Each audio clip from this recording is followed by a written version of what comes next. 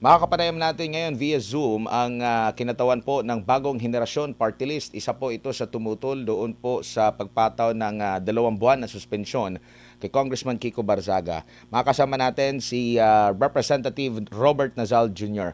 Congressman, magandang gabi po. Admar Vilando po at Almar Forzuela inyo po makakasama dito sa SMNI. Maraming salamat po sa inyong oras. Opo, baka pwede nating ma-unmute lang po, sir. Kasi hindi po namin marinig ang inyo pong audio. Narinig niyo po ako? Ayun, Can you okay, hear me? malinaw po, Congressman. Congressman, balikan lang natin yung suspension po, no? Meron pong nakapuna, in fact, si kahapon nakapanayam namin, nung isang araw, si Congressman Leandro Leviste napunan niya na parang ito yata yung may pinakamaraming attendance sa Kamara. Ito pong para sa pagboto, no? Laban dito kay Congressman Kiko Barzaga. So, kung ganito karami yung in attendance, compare doon sa mga usual na budget deliberation, dyan sa plenaryo, ibig sabihin, parang naging priority nila itong pagsuspende kay Congressman Kiko Barzaga. Congressman. Nung Lunes po kasi yan no. Tapos ang alam ko lang po kasi during that day nagkaroon po ng pagpupulong, nagkaroon ng majority caucus. Pero wala po kami doon kasi I'm part of the minority. Hindi ko alam kung ano na pag-usapan doon, pero ang nalaman ko na lang is that pagdating po namin doon sa plenary is up for nominal voting nga yung kanyang yung sitwasyon, yung kaso po ni Congressman Barzaga. Opo. At kayo po ba ay naniniwala na umabot na sa sukdulan ito pong ginawa ng kongresista? Kasi kung maalala natin po, sir, panahon po ng nakalipas na administrasyon, marami din naman po siyang kritiko mula po dyan sa Kamara, lalo na yung mga galing sa makakaliwang grupo, kung ano-anong bansag, kung ano-anong mga akusasyon.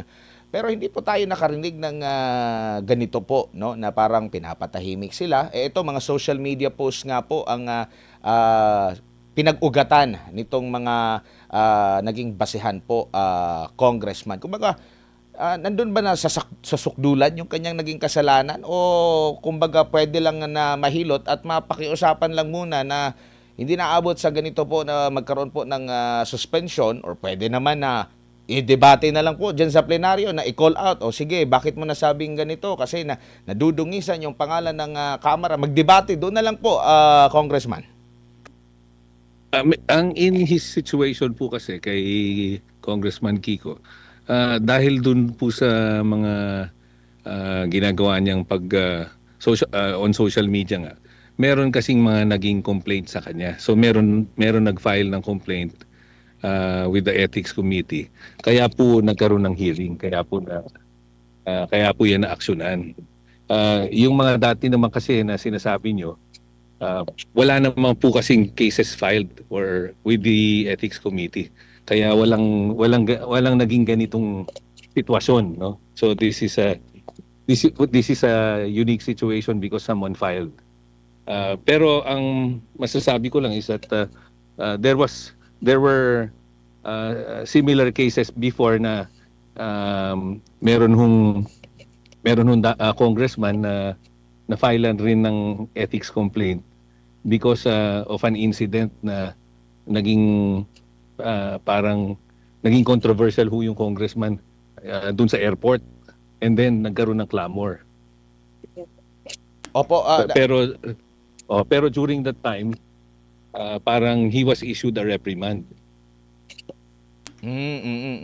Pero pero dito po sa freedom of speech, Congressman, kasi ito rin yung mga nabanggit ni Congressman Suntay at iba pa nating mga nababasa sa mga komento, sa mga comment section po, na wala na bang karapatan ang isang kongresista, lalo na yung sa estilo din ng kanyang pagsasalita, kasi nasa bata pa ito, and yung style niya talaga is parang may dagdag na biro na seryoso na ganun po. Meron po bang kumbaga pagsisikil dito sa kalayaan sa pamamahayag po, or wala pong ganyan pag ikaw ay isang kongresista? Hindi, pagdating ho kasi dun sa complaint, parang Cooperative Development. Yes po, go ahead po, sir. parang meron specifics na meron silang mga specific posts na parang yun ang nirereklamo nila eh. But siyempre it will give the impression nga na since Kiko is very popular and he's saying a lot of things na hindi which are against the administration, it gives really the impression na parang yung freedom of speech niya or his right to air his views are being curtailed. Opo, at nababasa ko nga rin po sa comment section, siguro kung ang binanatan daw ni Congressman Kiko Barzaga ang mga Duterte, for sure hindi daw yun unethical, Congressman. Ano po masasabi niyo sa mga ganun po na mapahayag? Parang ganun na nga ho kasi yung nagiging impression. At mas marami naman tayo talagang problema na pwedeng pagtuunan ng pansin at marami rin problema ang Kongreso.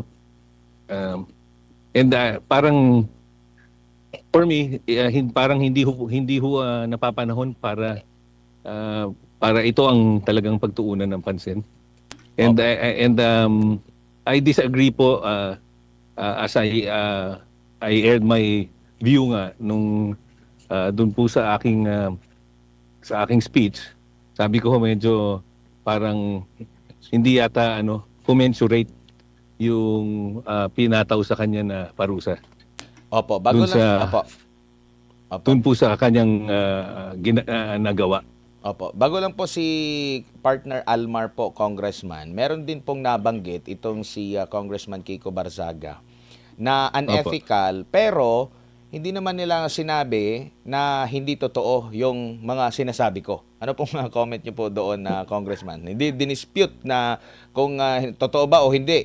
Walang ganun po, Congressman. Tingin niyo po. That's why ako naman ho, siyempre hindi ko ho alam yung naging what do you call this, naging basis for the decision of for coming up with the decision na i-suspension ng 60 days. Siyempre, I have to respect the opinions of the committee and dun yung nagbigay ng decision, pero for me nga ho, para sa akin hindi siya commensurate dun sa nagawa ni Congressman Barzaga. Yes, sir. Magandang gabi po, si Almar po ito. Sir, kumusta po? Yes, Almar. Yes, kumusta po yung 20th Congress, sir? Kasi nga may mga kababayan tayo na na-encounter din po namin at mga nagsasabi po ng kanilang mga hinaing na naglalabas ng kanilang mga problema or kanilang mga masasabi nga dito nga sa 20th Congress na tila meron daw pinoprotektahan ng halos lahat ng mga mababatas at may iba pang nagsasabi na dapat i-abolish yung Kongreso dahil nga dito sa allegedly nga may mga korupsyon.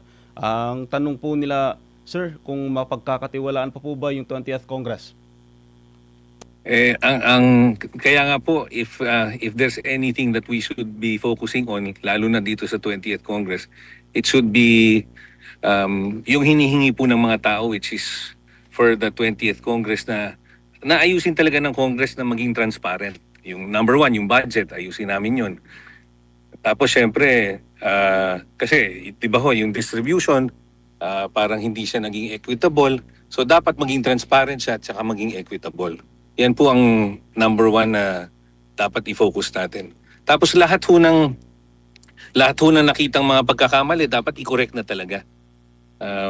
Since alam na natin kung ano yung mga nangyari sa 2024, 2025, at yung katulad nung sinasabi po namin, yung unprogrammed funds, dapat ho talagang i-scrap na yung unprogrammed funds. Dapat kung magkakaroon man ng mga pagbabago, if there is the best time na magbago, it's now. So gawin na ho natin blockchain, lahat transparent. Tapos kung merong ipapasa, wala nang unprogrammed, supplemental budget na po ang gawin natin. Yan po ang hinihiling ng tao eh. At yan ang nakikita ko na dapat talaga pagtuunan ng pansin ng Kongreso ngayon. Kasi talagang walang-wala na pong tiwala ang tao sa Kongreso at naririnig ko po yung mga sinasabi na, 'di ba, i-abolish na nga. And syempre kaya yan nagkakaroon ng ganyan kasi nga hindi pa ho nila nakikita o nararamdaman na doon tayo papunta. And ito pong nangyari kay Kiko, kay Congressman Kiko, hindi po yan ang isa sa mga gusto based on yung mga feedback at yung mga nakikita natin sa mga nagkukomento dun sa nangyari sa kanya. Nakikita na po natin na talagang this is not what they want. This is not what the people want to see right now. What they want to see is, di ba, for us to allow people like Kiko to just speak their minds. Di ba? Wag na hong, kaya parang ang naging impression nga is, if there is a person speaking his mind, parang ang naging impression tuloy is gusto natin siyang patahimikin. Sir, kayo po bilang miyembro po ng 20th Congress, ano po yung parang nararamdaman po ninyo na ito na nga, marami nga sa ating mga kababayan na tila walang tiwala po dito sa 20th Congress po, sir? Well, like I said, hindi po ito pong nangyari nung isang araw. Tapos when he was trying to speak, parang pinigilan siya. Hindi ho nakakatulong sa imahe ng Kongreso. If we are trying to reform the image of Congress and to change the image of Congress, well, parang yung nangyari po na kay Kiko is hindi po talaga siya nakakatulong dun sa objective na baguhin yung image ng Congress. Sir, yeah. Go ahead, sir. Opo, sige po. Sir, nitong nakaraang gabi ay na-interview na dito sa ating himpilan si Congressman Leviste at sinabi niya na distracted daw ang mga congressman dahil po dito sa flood control anomaly. Totoo po ba ito, sir, na parang hindi na nakakapagtrabaho ng maayos ang ating mga congressman dahil nga baka natakot na umatakot na madawit dito sa anomalya dito sa flood control, sir? I guess that is his opinion. Pero kung nakita niyo naman, mabilis naman ho na ipasa yung budget. Tapos nagtutulungan naman ho lahat ng congressman na gawin yung mga dapat gawin. And yung committee hearings naman ho, tuloy-tuloy rin. And just the other day, we were able to pass 6 bills on the committee level. So, anim na bill ko po yung naipasa. Opo. So hindi naman ho totoo na hindi tayo nagtatrabaho. Talagang tuloy-tuloy, business as usual naman, tuloy-tuloy naman yung mga kailangan gawin. Naiiba. There are changes through the bills po na pinapasa natin. Marami naman ho kayo maririnig na pinapasa natin yung mga AI, yung mga blockchain. So ang importante lang ho is that these measures be actually passed into law. Ngayon, kung mapaprioritize po yan ng administrasyon, everything that will make the transactions, everything that will make the budget and the departments transparent, I think magbabago ho ang pananaw ng tao. Opo. Congressman, si Admar po ito ulit. Sir, ito pong 2026 budget, kamusta po yung assessment po ninyo? Compare sa nakalipas natin na mga budget na na-question nga later on nung ini-implement na po ito. Dito sa 2026 budget po, ano po ang tingin po ninyo, sir? Hindi pa naman ho kasi siya tapos. So malalaman natin once mapirmahan yung GAA. Pag lumabas na yung Senate version, tapos matapos yung bicameral conference, malalaman ho natin kung yung lahat ng mga in-introduce po natin na gusto natin na magpagbabago talagang papasok. Pero ang malaki hong pinagbago is talagang from the House version, ang alam ko is natanggal po wala pong flood control ngayon. Kasi they are doing this pending the drafting of a master plan. So kailangan magkaroon ng master plan. Tapos marami naman hong changes na nai-introduce katulad ng I know there are reforms na kasi parang dati meron mga project na pwedeng ma-undertake kahit hindi dumaan sa RBC. Parang ganun. Opo. RDC, sorry. Opo. Kong, Aha. naalala ko po nung nakapanayam namin si Congressman Sidro Ungab po, nabanggit Opo. niya na during this past budget, itong 2025, at ito din yata nakalipas, napansin niya na yung mga malalaking mga proyekto daw, yung mga key projects, kahit pa nung mga nakalipas pa na mga administration, hindi daw napaglalaanan ng pondo at mas nauuna pa yung mga unprogrammed na mga proyekto. Ito rin po ba yung nakita ninyo? And at the same time, dito po ba sa 2026 budget, mas priority na ba yung talagang matagal ng mga programa, yung mga key projects mismo, Congressman? Well, based ho dun sa 2026, hindi na ho nila, ang alam ko is, before kasi parang natatanggal yung mga, for example, yung foreign assisted projects. So yung mga support to foreign assisted, nababawasan. Pero yung, with regards to yung tinatanong nyo, kung yung unprogrammed, hindi pa ho natin masasagot yan. Pero dun ho sa 2025, as early as January, merong mga unprogrammed na napopondohan. So, yan ho yung sinasabi natin na dapat ho, pwede naman tanggalin kasi dapat yan dumadaan yan sa supplemental. Na Opo. talagang para maging transparent siya. Opo. Meron din kasing pag-question dito po sa mga klase ng proyekto. Halimbawa, dito po sa mga unprogrammed na malipit, dyan mga isinisingit, yung mga insertions which is flood control. Kung i-compare mo doon sa mga malalaking proyekto, which is common dyan is yung mga foreign assisted, grabe kasi yung pagpaplano at pag-aaral doon sa proyekto na yon. Kung ihahambing daw dito sa mga ganitong klase ng proyekto like flood control or yung mga unprogrammed na isiningit diretso po. Kaya nga, merong nagsasabi na yung mga lugar na binabaha na meron namang flood control, pero hindi siya, kumbaga, yung parang integrated talaga. Kasi nga, walang malaliman na pag-aaral, unlike dito sa mga malalaking mga proyekto. Pero, ang question is, bakit napaglalaanan pa yun ng pondo? No? Yung binabawasan pa yun ng pondo or totally hindi pinopondohan, yung mga foreign assisted, na yun talaga yung mga proyekto na pinag-aralan talaga. Why not? Itong mga flood control projects na ito, dapat isa-ilalim din at kumbaga ibilang talaga sa mga merong plano pero malaliman yung mga pag-aaral dito po kasi baka ang nangyayari, Congressman, pinipingpong lang natin yung baha. Halimbawa, meron din nagsasabi sa mga balita na kung kailan daw nagkaroon ng flood control project sa kanila, mas binabaha na raw sila. May mga ganyan tayong mga kwentong naririnig mula sa mga residente po ng mga ilang mga lugar dito po sa ating bansa, Congressman. Your thoughts on this? Opo, kaya nga po talagang it's very important na tanggalin na natin yung flood control and then tanggalin pala yung unprogrammed kasi yung kaya ho nagkaroon ng mga ganyan yung unprogrammed kahit hindi maglagay ka ng mga title or yung mga project na hindi siya shovel ready, as in pag hindi shovel ready ibig sabihin hindi dumaan sa RDC,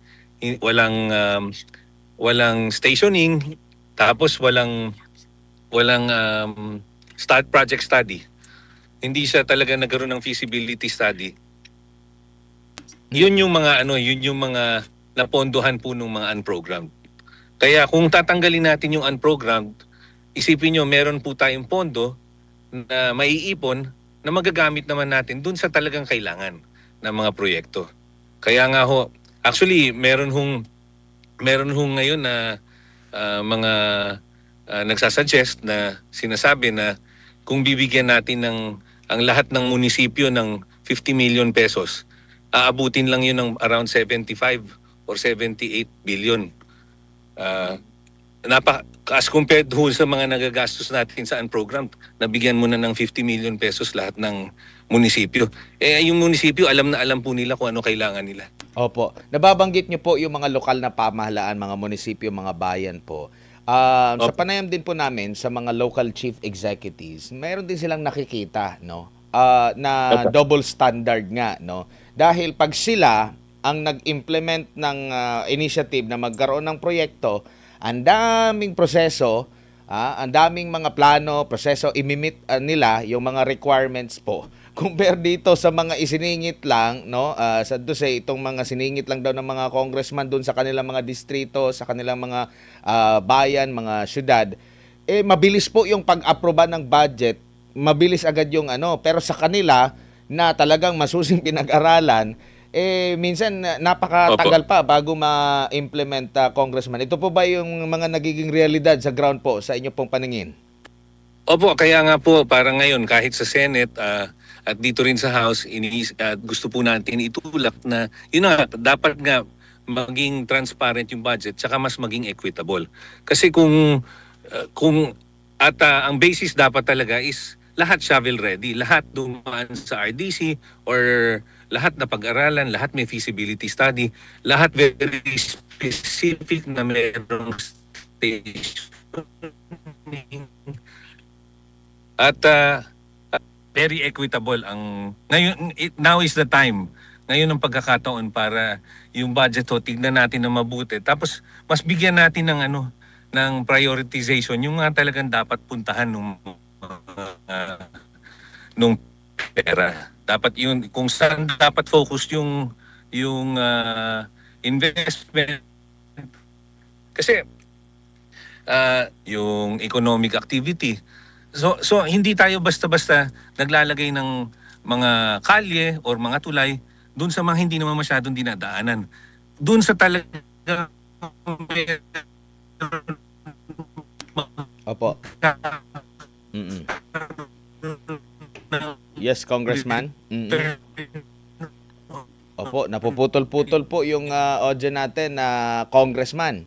Okay, ayun sila. Mobile po kasi si Congressman at alam niyo naman po yung internet natin dito sa Pilipinas. Makadaan ka lang sa may lubak, nawawala agad. O ayan, okay. Congressman, bilang panghuli na lang siguro, sapat ba? Kung mai-implement talaga. Narinig niyo po ako? Yes, okay na po, Congressman. Huling tanong ko na lang po, Congressman, no? Kasi ang role po ninyo, tagagawa po kayo ng batas dyan po sa Kongreso, sa Kamara, sa Senado po, no, tagahimay. Kung tutuusin po ba, sa bilang po ninyo, kasama na ang mga staff, mga 300 plus po kayo, more or less. Meron pang Senado, meron pang sa side ng executive. Kung nagagampanan po ng tama ang trabaho po ng bawat isa po dito sa paghihimay po ng budget at pagtitiyak na mailalaan talaga ang pera sa taong bayan, kung talagang nagtatrabaho ng tama, makakalusot po ba yung corruption po, Congressman? Sa dami po ng mga mata ninyo, kabilang na po yung mga staff din ninyo dyan po sa Kamara, sa Senado, pati nga sa Office of the President, para busisiin ito. Kaya po sa bilang ninyo at sa kapangyarihan po ninyo na masawata itong problema po sa corruption po, Congressman?